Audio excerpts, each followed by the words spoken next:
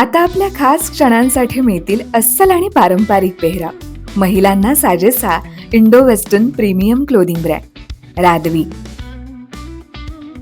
जिथं तुम्ही मूळ चंदेरी पासून लिनन पर्यंत प्रत्येक भारतीय वस्त्रातील पेहराव खरेदी करू शकता. म्हणूनच आजच आमच्या ऑफिशियल वेबसाईटला भेट द्या. जिथं परंपरेचा साज, तिथं रादवी तुमच्यासाठी खास. नमस्कार, मी इंदिरा. न्यूज अनकटच्या टॉप 10 मध्ये तुम्हा सगळ्यांचं स्वागत करते. पाहूया टॉप 10 घडामोडी. गाझामधील दहशतवादी संघटना हमासवर अमेरिकेचे राष्ट्राध्यक्ष डोनाल्ड ट्रम्प चांगलेच भडकले. 2 वर्षांहून अधिक काळ इस्रायल आणि हमास यांच्यात संघर्ष सुरू आहे. हमासला धडा शिकवण्यासाठी इस्रायलने गाझापट्टीत केलेल्या लष्करी कारवाईमुळे आजवर हजारो लोकांचे प्राण गेले.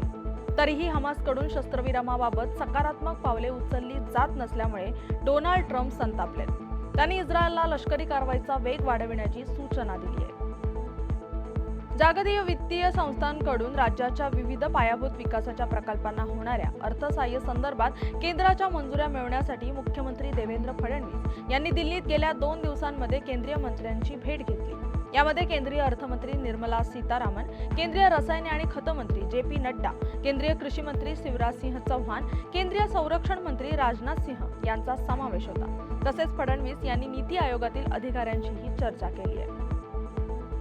राज्यातील महायुतीच्या मंत्रिमंडळामध्ये मोठे बदल होण्याची शक्यता वर्तवली जाते. रमी प्रकरणामुळे वादात सापडलेले कृषी मंत्री माणिकराव कोकाटे यांचे खातेपालट केले जाणार असून शिवसेनेच्या शिंदे गटाचे सामाजिक न्याय मंत्री संजय शिरसाट यांच्यासह इतर काही मंत्र्यांना डच्चू देऊन नव्या नेत्यांना मंत्रिमंडळात संधी दिली जाईल, असा दावा खात्रीलायक सूत्रांनी केलाय. मुख्यमंत्री देवेंद्र फडणवीस यांनी शुक्रवारी केंद्रीय गृहमंत्री अमित शहांची भेट घेतल्याने मंत्रिमंडळ बदलाच्या चर्चांना बळ मिळालंय. जालना जिल्ह्यातील काँग्रेसचे नेते आणि माजी आमदार कैलास गोरंट्याल यांनी भाजप प्रवेशाचे संकेत दिलेत.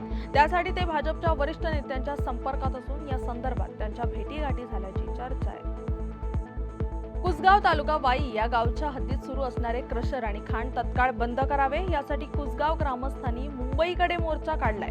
गावातील 200 नागरिक कुसगावहून मुंबईच्या दिशेने चालत निघाले असून ते पुण्यापर्यंत पोहोचले. दरम्यान या आंदोलनाची दखल घेत माजी आमदार मदन भोसले यांच्या मार्गदर्शनाखाली काही निवडक ग्रामस्थांसह भाजप सातारा जिल्हा महिला आघाडी अध्यक्षा डॉ. सुरभी भोसले यांनी आज महसूल मंत्री चंद्रशेखर बावनकुळे यांची भेट घेत ही मागणी त्यांच्या कानावर घातली आहे.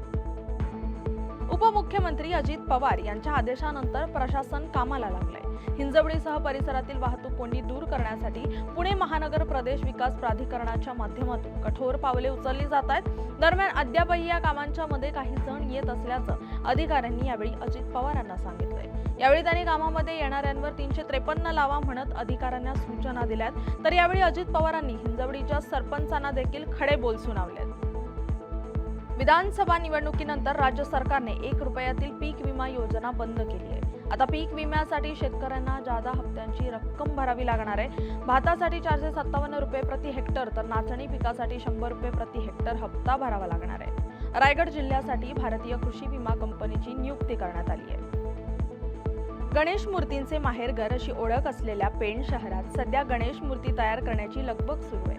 गणेशोत्सवाला जेमतेम महिना उरला असताना कारागिरांची घाई गडबड सुरू आहे. पीओपीच्या मूर्तींवरील बंदी उठल्याने मूर्तिकार खुश असले तरी यंदा गणेश मूर्तीच्या वाढत्या किमतीची झळ गणेश भक्तांना बसणार आहे. यंदा गणेश मूर्तीच्या किमती 30% महागल्या आहेत.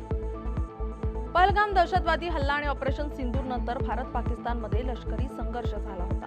भारताने ऑपरेशन सिंदूर दरम्यान पाकिस्तान आणि पाकिस्तान व्याप्त जम्मू आणि काश्मीरमधील हवाई तळे आणि रडार स्थळांवर 50 पेक्षा कमी हवाई क्षेपणास्त्रे डागली होती. केवळ एवढ्याच हवाई शस्त्रांच्या माऱ्याने पाकिस्तानला वाटाघाटीच्या टेबलावर यायला भाग पडलं, असं वायुसेनेचे उपप्रमुख एअर मार्शल नर्मदेश्वर तिवारी यांनी सांगितलंय. भारतीय लष्कराची ही कारवाई अभ्यासकांनी अभ्यासावी अशी आहे, असंही त्यांनी नमूद केलंय. मुंबई, ठाणे, रायगड, पुणे आणि सातारा परिसरात आज जोरदार पावसाचा अंदाज हवामान खात्याने वर्तवलाय. पुढील 3 ते 4 तासांमध्ये या भागात मुसळधार पाऊस होऊ शकतो, असा इशाराही देण्यात आलाय. आणि या बातमीसह वेळ झाली आहे टॉप 10 मध्ये इथेच थांबायची. तोपर्यंत पाहत राहा न्यूज अनकट.